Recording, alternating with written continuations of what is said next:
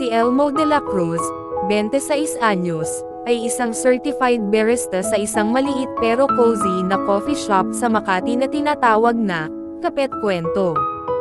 Bukod sa galing niya sa paggawa ng cappuccino at matcha latte, kilala rin siya sa kanyang mabula ngunit makulay na personalidad, may eyeliner tuwing Martes, may pag-glitter sa buhok tuwing Biyernes, at may sariling signature na, "Good morning, Beshi," sa lahat ng pumapasok sa kafe.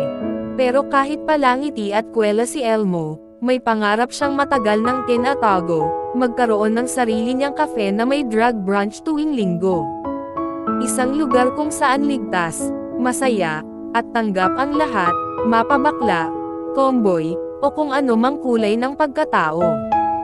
One day, bulong niya sa sarili habang pinapainit ang gatas para sa flat white ng isang customer. One day, magkakape tayo sa sarili kong kafe. Isang Lunes ng umaga, habang maulan at sabog ang lahat sa traffic, pumasok ang isang lalaking nakaitim na trench coat at basang-basa ang buhok. Tila galing pa sa pelikula. Matangkad, tahimik, at mukhang antok. Isang iced americano, no sugar, sabi ng lalaki, sabay tingin kay Elmo. Napatitig si Elmo. Hindi dahil sa gwapo ito, though, let's be real, gwapo talaga, kundi dahil sa parang may lungkot sa mga mata ng lalaki. Strong, bitter, and cold. Char, parang love life ko. Biro ni Elmo habang inaabot ang kape. Napangiti ang lalaki. Ako nga pala si Miguel, sagot nito. Nice to meet you, Miguel. Ako si Elmo. As in, Elmotions. Sabay finger heart. Hindi nagtagal, naging regular si Miguel.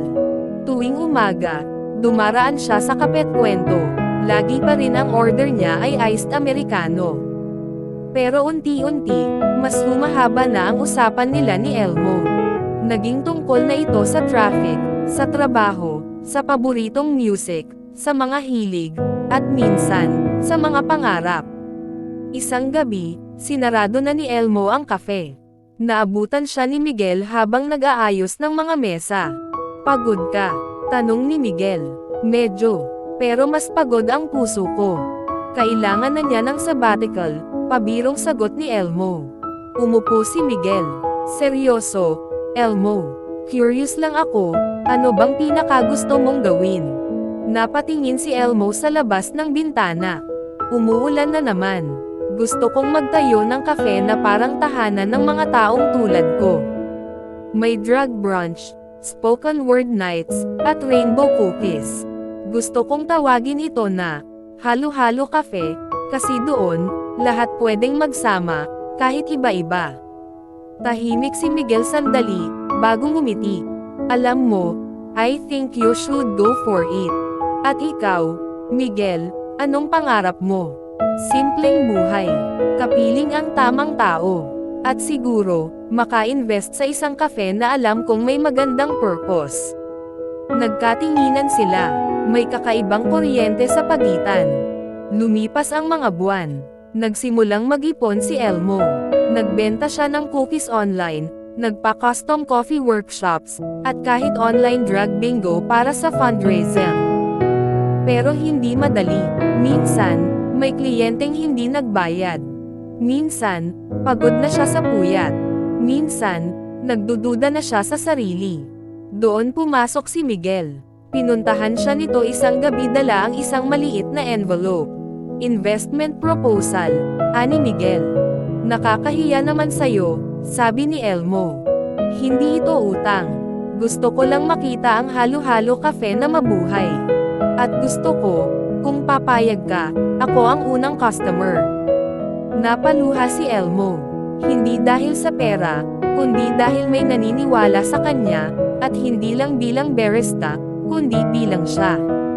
Makalipas ang 6 na buwan, binuksan ang halo-halo cafe sa isang maliit na spot sa poblasyon.